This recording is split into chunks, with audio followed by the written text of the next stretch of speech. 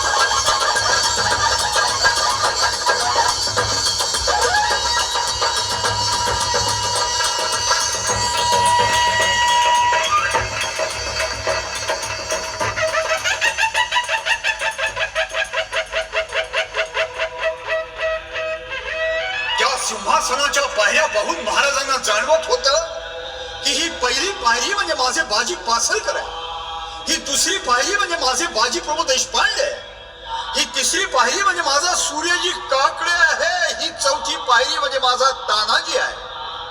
हे सारे वीर स्वराज्यासाठी मरण पावले, म्हणूनच मला या सिंहासनाच्या पायऱ्या चढता येत आहे. महाराज थांबा, तुम्ही आता या स्वराज्याचे भूपती होणार आहात. धर्मशास्त्राच्या आणि वेदांच्या आज्ञेप्रमाणे तुम्ही प्रतिज्ञा घ्या. म्हणा. ही पृथ्वी माझी पत्नी असून ही प्रजा माझी अपत्य आहे. मी त्यांचं राजा या नात्यानं अत्यंत मायेनं पालन पोषण आणि संरक्षण करीन.